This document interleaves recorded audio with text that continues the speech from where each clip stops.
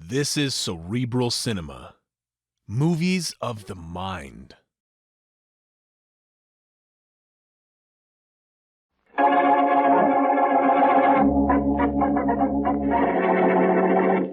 Well, Bill, what about it? Got an idea for the lyric yet? Play that melody once more, Dick. I think I've got them. It's about time.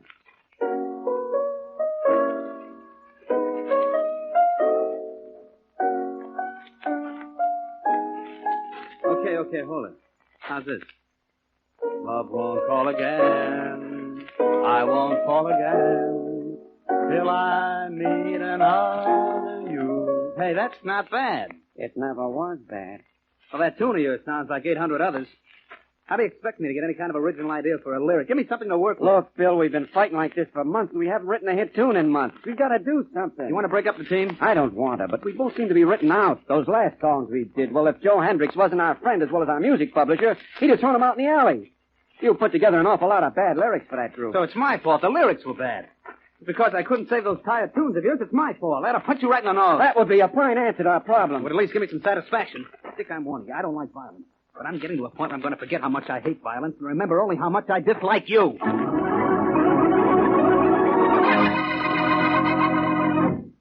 And now meet Dick Calmer as Boston Blackie, enemy to those who make him an enemy, friend to those who have no friend.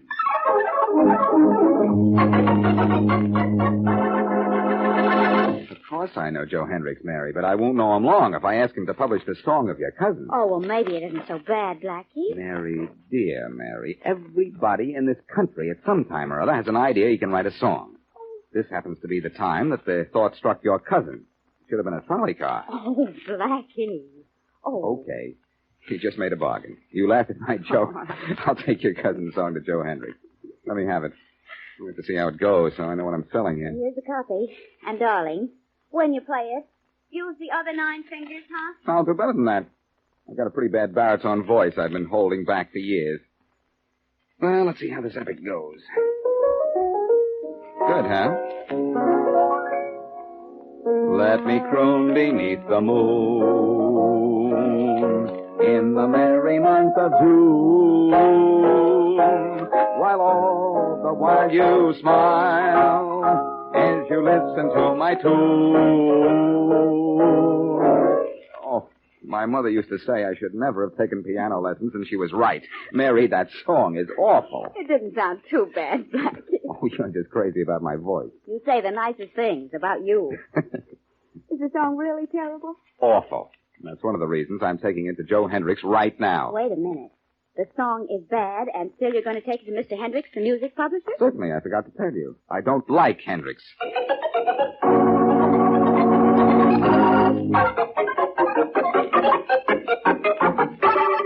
Well, call all 3 hotels. You'll have to register in one of them. Leave word to call Joe Hendricks when he checks in. Right. Phones all the time. Phones. Yeah? Boston Blackie? Sure, send him in. Go on in, Mary. Thank you. Hiya, Joe. Hello, Blackie. Long time no high see. This is Joe Hendricks, Mary. He and Inspector Faraday make the worst jokes in the world. How do you do? Hello. Well, what can I do for you, Blackie? I've got a song, Joe. I'd like you to publish it. Here. What's the title? In a Blue Canoe with You. You're kidding with that, aren't you? Oh, no, Mr. Hendricks. We're very serious. My cousin wrote it. Your cousin ought to be a very happy character that he's your cousin, Miss Wesley. That's fame enough for anybody.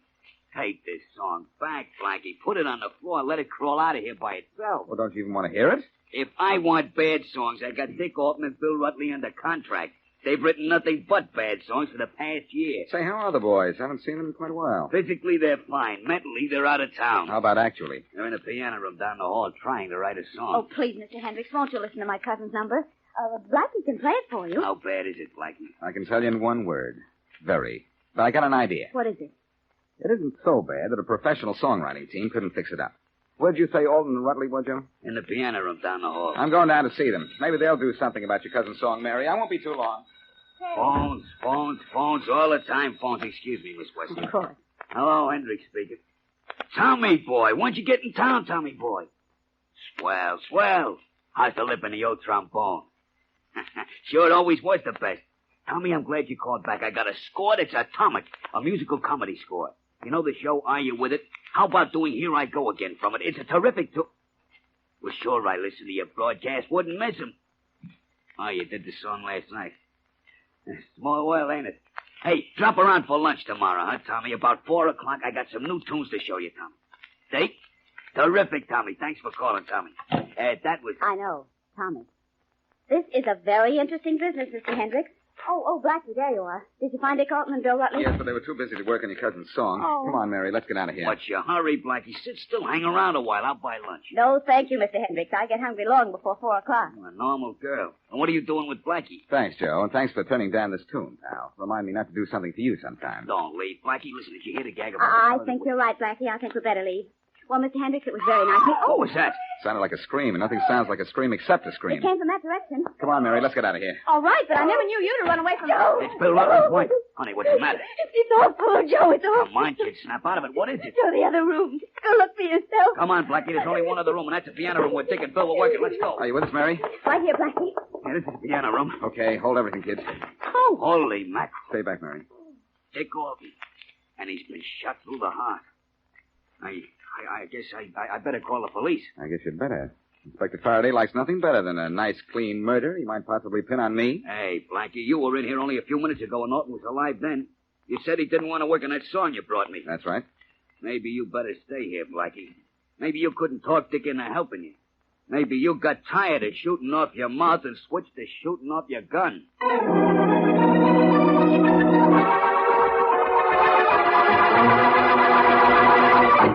Okay, get them all ready for the lineup, Jenkins.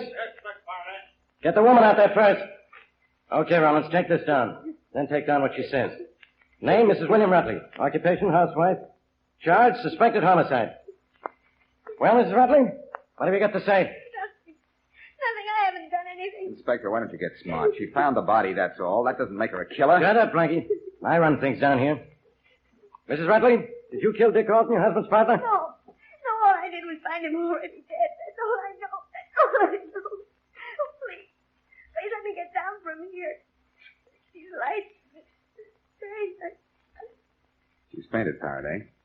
Happy now? When that dame comes to, Rollins, take her in and book her for murder. I'll be in my office. He'll be in his office, Rollins, with me. Beat it, Blackie, before I find a reason why you wanted Alton dead. Oh, I had a reason, Inspector. Huh? A reason, but not a motive. There's a subtle difference there. You wouldn't understand.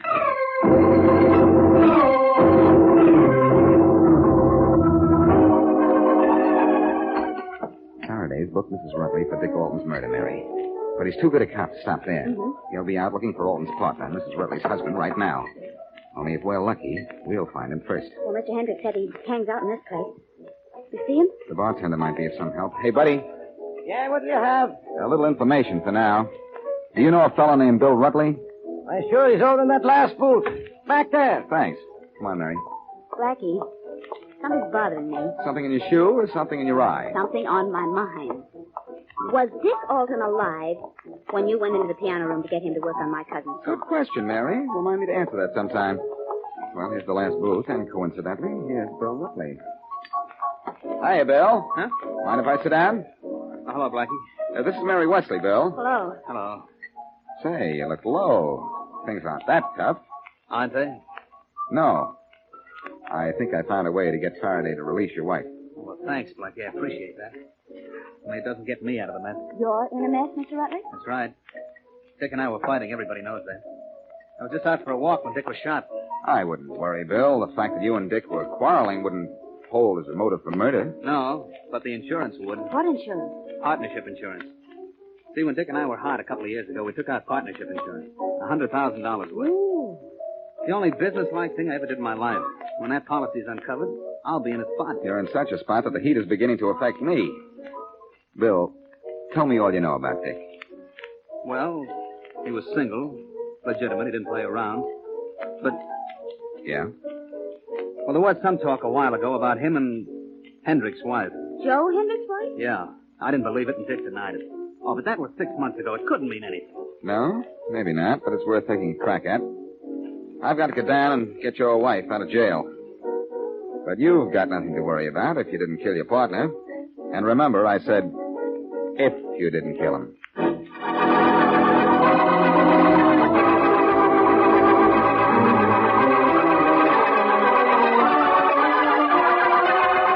I don't suppose you want to listen to me, Faraday. Blackie, I don't even want to look at you.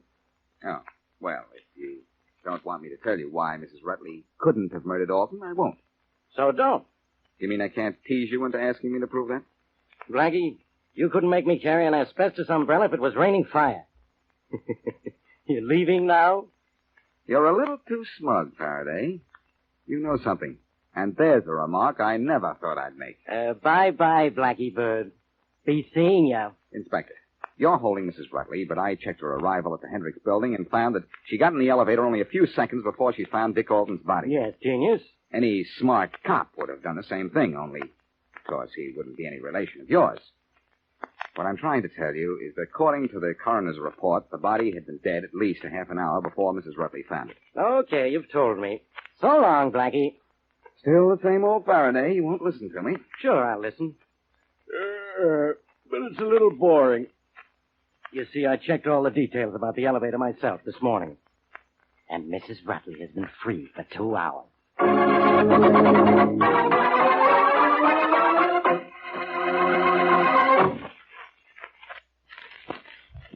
And now back to Boston Blackie.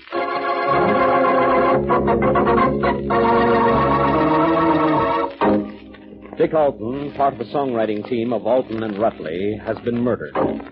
The body was discovered by Mrs. Rutley, who promptly was booked for murder by Inspector Faraday, but later released when it was proven that she came into the building only seconds before she found the body, and that the body had been dead almost a half hour at that time.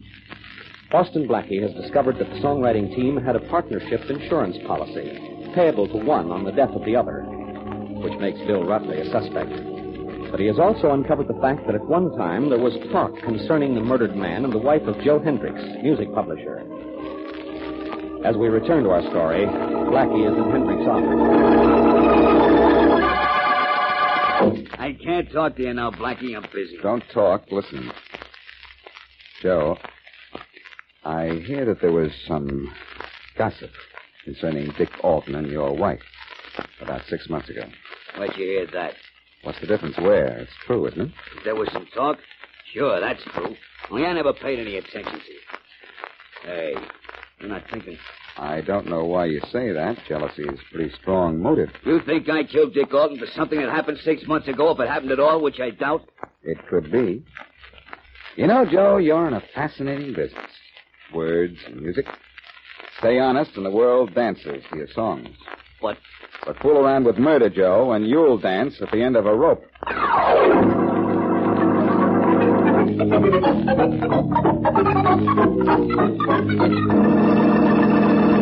Please connect me with Mr. Lambert. This is Inspector Faraday again. Blackie, you'll get into trouble. Shh, Mary. Lambert speaking. How are you, Inspector? Fine, thank you. How are things at the bank? Anybody cash in there lately? Ouch. Things are fine here, Inspector. I have the information you wanted on the bank accounts of Dick Alton and Bill Rutley. Just a second. I'll wait. We're getting somewhere, Mary. You're going somewhere. The jail if Faraday ever finds out you're using his name. So he'll brag about it, that's all he'll do. Hello, Inspector Faraday. I'm still here. Richard Alton's account has remained around $30,000 for several years. William and Mary Rutley have a joint account. It was very large at one time, but there's just a few thousand left now. Checks have been drawn against it every few days for the past month. Who signed the checks, and to whom were they made out? Sorry, I don't have that information at the moment. If you'd care to drop down to the bank, I'd be glad to get the checks we have on hand. I'll do that, and thanks very much. Goodbye. The net result of that call was to find out that Dick Alton had $30,000, that Mrs. Rutley had the same first name as yours, Mary, that she and her husband had a joint account, and that it shrunken considerably in the past month. Put that all together, and it spells... Murder? I doubt it. Come in. Expecting anyone? Not that I know of. Good evening, Blackie. Well, but Mrs. Rutley, please come in. I didn't mean to intrude, Blackie. I just mean by to thank you for your help. Oh, you're not intruding at all, Mrs. Rutley. Glad you dropped in. This is Mary Westlake. How do you do? Hello. Sit down, won't you? Thank you. Cigarette? Yes, thanks. Oh, dear, I'm sorry. I have no matches. I did have a lighter, but I wore out one of the parts, my thumb. I have my own matches, thank you. Maybe if I can ever find them in this bag of mine. Don't you find that no matter how big a handbag you carry, it's never large enough to hold what a girl needs? I certainly do. Well, Eureka. Uncovered. One book of matches. Here, I'll light your cigarette, Mrs. Rutley. Let me have them. There you are. Thank you. Blackie, are the police close to finding Dick's murderer? I don't know, Mrs. Rutley. All I do know is I'm not. Well, I'm sure you will be. Thank you, Mrs. Rutley. I'll just sit back and listen while you tell me how wonderful I really am. I'd like to, Blackie, but I really did come down just to thank you, and I have thanked you, so I guess I'll run along. Nice to have met you, Miss Wesley. Don't bother, Blackie. I can get the door myself. Goodbye. Bye. Goodbye. Well, she has charm, Blackie. You have green eyes, Mary. I do not. They're just sharp. I'm the observing type. For instance, I observed that you forgot to give Mrs. Rutley back her matches. The Rio Cafe, it says on the matchbox cover. Ever been to the Rio? Nope. I don't go for that rumba and samba stuff. I like to dance in English. The Rio's quite a spot. Gambling hall downstairs. If you know the right people, you get in. I wonder how Mrs. Rutley got these matches. I once had a book of matches with an advertisement on the cover urging me to buy my hay, seed, and grain at Davenport, Iowa. Too far, though. I just let my cattle get hungry. The talk is good, but the results are negligible. Get your coat on, Mary. We're bound for the bank. To the bank? Could I just throw in a casual why? To withdraw some information and deposit it to the account of an unsolved murder.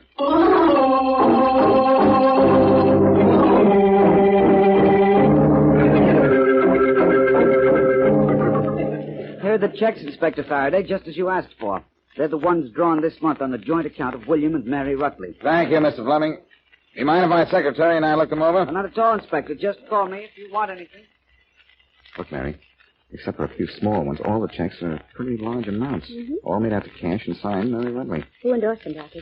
Let's see, Edward Stone. And Edward Stone endorsed them all. Well, they don't mean anything till we find out who Edward Stone is. We can always try the phone book. Yes, we can. Right after. Right after what? Right after we try the Rio Club. Maybe we'll find that they have an Edward Stone there. It's worth a try, anyhow. Come on, the phone booth is over here.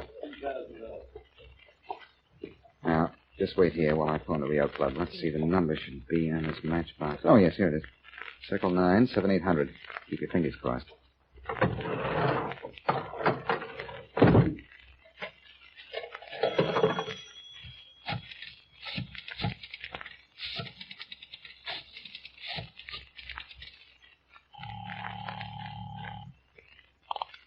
Good afternoon, Rio Club. Eddie Stone, please. Mr. Stone, just a moment.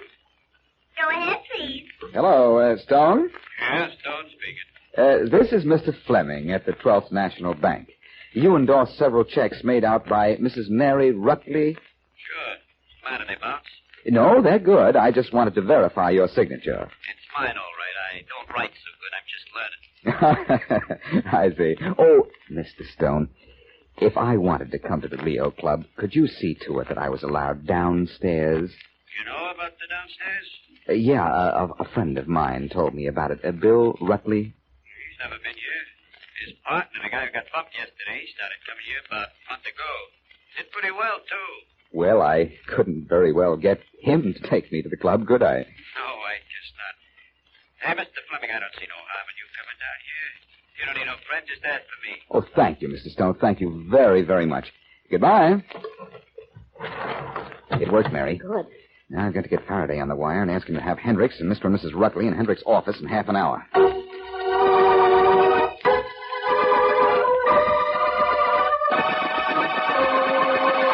All right, Blackie. I got Joe Hendricks and Mr. and Mrs. Bill Rutley inside in Hendricks' office, just as you asked. Now, don't you think it's about time you told me why I did it? You did it, Faraday, because you have great confidence and implicit faith in me. And because I'm a little bit dumb. Half the time I listen to you, I could kick myself after. But the other half of the times, you pat yourself on the back. Now, this is one of the kicking times. I can feel it. Tell me, what are those three doing inside? One of them murdered Dick Alton. Well, take a deep breath. Here we go. Hello, everybody. Hello, Blackie. Take a seat, Faraday. Go ahead, sit down. What's the idea of this, Blackie? I'm trying to run a business And here. I'm trying to run down a murderer. That's more important. You looking at me, Blackie? Possibly. Bill, you were the lyric writer in the Alton Rutley team, weren't you? That's right. I just wanted to make sure. Are you comfortable, Mrs. Rutley? Yes, thank you, very. Oh, now that we're all here, I've got to confess something. Yesterday morning, I left Hendricks and Mary in this office. Went into a piano room where I found the murdered body of Dick Alton. And I picked up a piece of music manuscript paper that was lying on the floor near the body. Dick was putting the tune down on paper when I left him.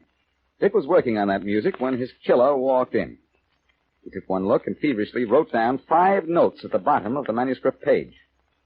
Here's the manuscript paper, and I'm going to play you the 5 notes right now. All right to use your piano, John? Well, all right, go ahead. Thanks.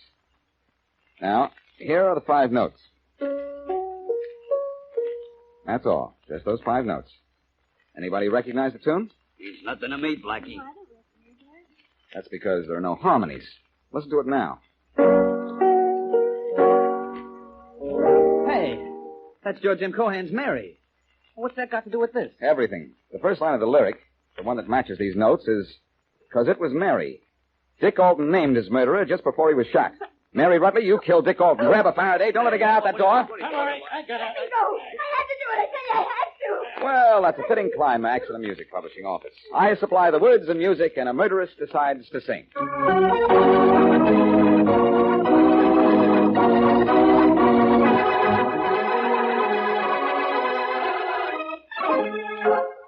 What don't you understand, Faraday, is if that were news? Why Mrs. Rutley killed her husband's partner? Anybody knows the answer to that, Inspector. Sure. Anybody but me. Do you know Miss Wesley? Mm-hmm. I think so. Dick Alton had seen Mrs. Rutler gambling at the Rio Club. He threatened to tell her husband if she didn't stop. But she couldn't stop. She had to try to win enough money to put back in the joint account that she'd been draining. Touchdown for Mary Wesley. Thank you, sir. So Mrs. Rutley killed Alton because she knew he would expose her. What about her coming into the building in the elevator, Blackie? You checked the time. She simply used the stairs the first time when she shot Alton and left the building, and then came back a half an hour later using the elevator, where she could be seen. Oh, you were such a genius, Blackie, when you had a clue like that music thing in your pocket all the time. It practically told you that Mary Rutley murdered Alton. You could have gotten it the same way I did, Faraday. Wrote it yourself. That's what I did. Huh? I knew my facts were right, but I couldn't prove any of them, so I had to pretend that Dick Alton had named his killer in the hope of getting her to make a break. And she did. Well, aren't you going to congratulate me? What for? You getting married? No, on solving this case for you, Faraday. You solved it for me. You solved it for yourself, so you could ride all over me next time. You know, Blackie, I've got half a mind... Hold it right there, Inspector. Right where? Right where you were. You said, "I've got half a mind." And you know something, Inspector? That's the first time you've been right in years.